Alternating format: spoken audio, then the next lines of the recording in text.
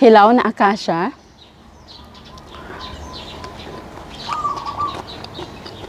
Hello ka-umami! Bagong gulay na naman ang gusto kong ipakita sa inyo today. Ito po ang Thai Acacia.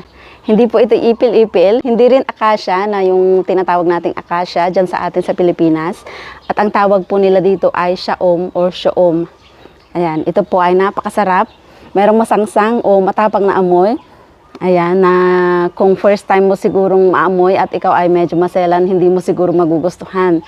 Pero ako, first time ko itong natikman ay nagustuhan ko dahil masarap yung pagkakaluto at merong masarap na sausawan. Inilalagay ito sa mga curry, sa mga sinabawan, at ang pinakagusto namin ay yung omelette with this, yung dahon niya. So kung mapapansin nyo po, meron siyang mga tinik dyan, oh.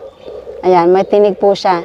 Kaya kapag hinihimay ito ay medyo mahirap, lalo na kapag medyo matitigas na. At ang kinakain lang po ay yung mga dahon-dahon niyang malambot pa.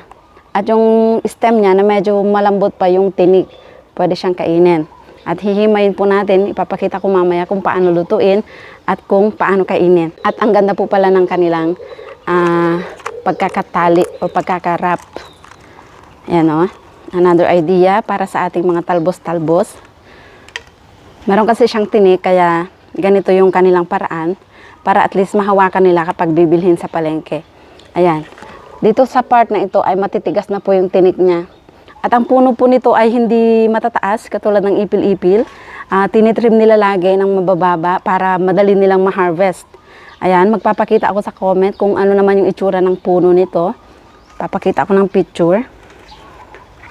Ayan. So, ganyan po siya himayin. Isa-isahin natin, kunin lang natin yung malambot na part.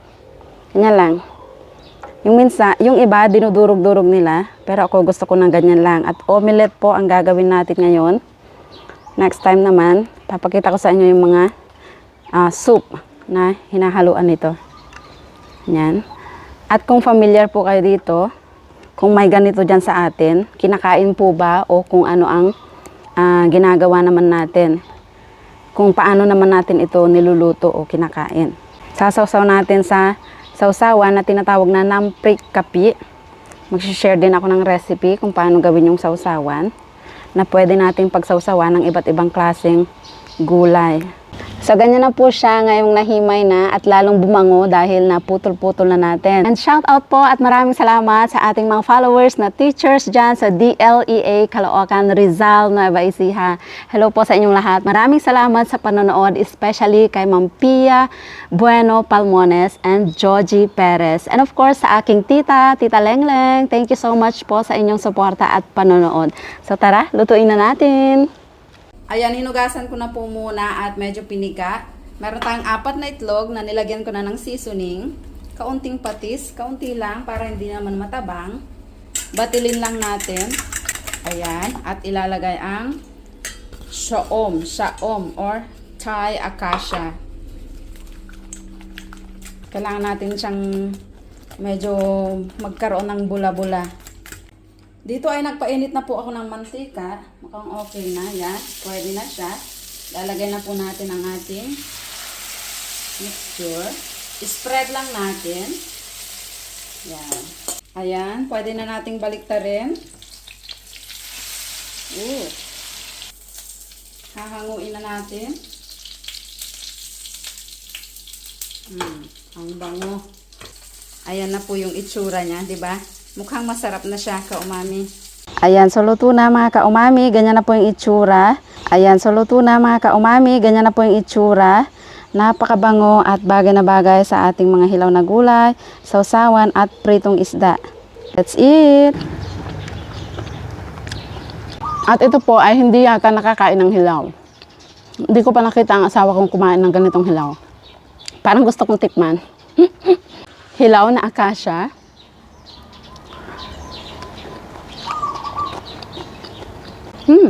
Pwede naman, kaya lang mas flavorful itong luto na. Yung hilaw ay para siyang merong dahon-dahon ng acacia flavor. Yung amoy ng acacia. Kaya siya tinawag na acacia. Kaamoy po niya, kalasa. Parang nung bata ako, ganito yung naalala kong dahon ng acacia. Hindi ko alam, hindi ko sigurado. Parang may kaamoy siya. Hilaw na talong. Hatiin muna natin, baka may multo sa loob. Ayan, wala naman. Sausaw.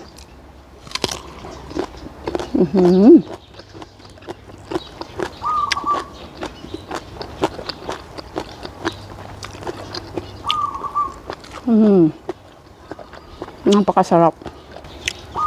Nung natutunan ko ito, bago pa lang ako dito sa Thailand, lagi nang pinapagawa sa akin ng aking asawa, halos araw-araw. Kasi hindi ka mag-aalala na maalat. Actually, hindi po siya maalat yung ating sausawan. Dahil iba't iba naman yung ating mga ipinapares. So, napaka-healthy.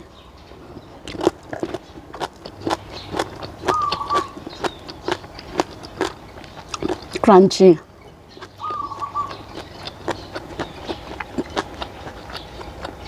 Purple eggplant. May nag-comment, ang arte ko daw, hindi ko pa daw isubo ng minsanan, napakaliit na nga lang daw. Siyempre, kailangan po natin i-check kung may multo sa loob. Ito parang madilim-dilim na yung buto niya sa loob dahil galing po sa ref. Pero goods pa siya. Balik tayo dito. Napakasarap ng sausawan. Meron po tayong ganyang recipe at procedure. Pwede nyo pagsawsawan ng kahit na anong gulay na gusto nyo. Napakadali lang gawin. Uploaded po sa ating YouTube channel. Ilalagay ko na lang ang link sa baba.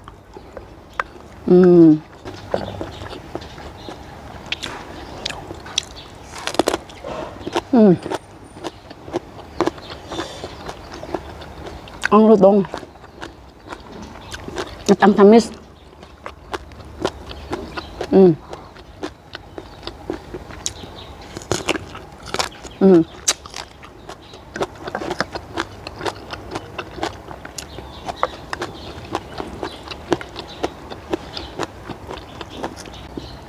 Kalimutan natin ang serving spoon ng ating sausawan.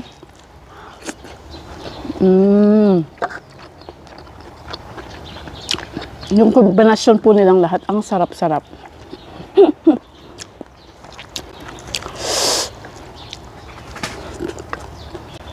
Sa mga kaumami po natin na nandito sa Thailand, baka gustong-gusto nyo rin kumakain ng mga ganito, yung mga na-order or nabibili sa mga palengke. Try nyo pong gumawa. Para pag uwi natin, pwede nating ipatikim sa ating mga kapamilya sa Pilipinas.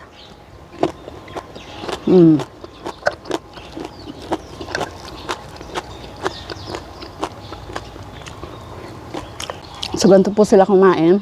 Bit-bit nila ang buo-buong mga hilaw na gulay. Para kagat-kagatin na lang pag kailangan.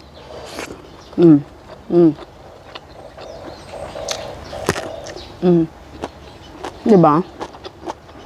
May mga gulay na hindi papares sa isang klase ng sausawan pag niluto.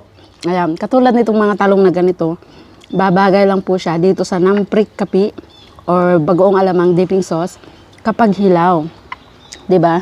Meron din namang mga sausawan na hindi babagay ang hilaw at kailangan lang siyang lutuin, 'di ba?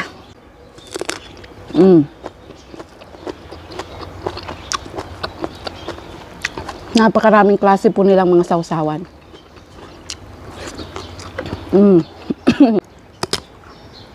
Silip, wala.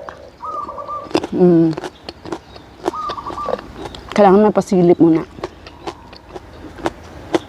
At yung isda na ito, napakasarap po ng ulo. Yung mata, lalo na kapag crispy yung pagkakaluto. Minsan nag-aagawan po kami sa may mata. Malinamnam.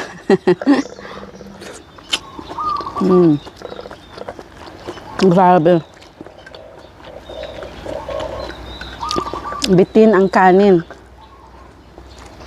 So yun lang mga kaumami, sana ay natuwa na naman kayo sa ating bagong gulay at sausawan recipe at mukbang for today. Kung nagustuhan nyo po ang video, paki-share naman, baka ikaw naman ang susunod na mapadalhan natin ng 1 GCash bilang pasasalamat at 5 naman ang naghihintay sa ating tatlong kaumami sa darating na Pasko. So keep on sharing po at mag-comment lang kayo kung meron kayong gustong sabihin. At para sa mga magpapa-shoutout, mag-comment lang po kayo. Thank you for watching. Bye!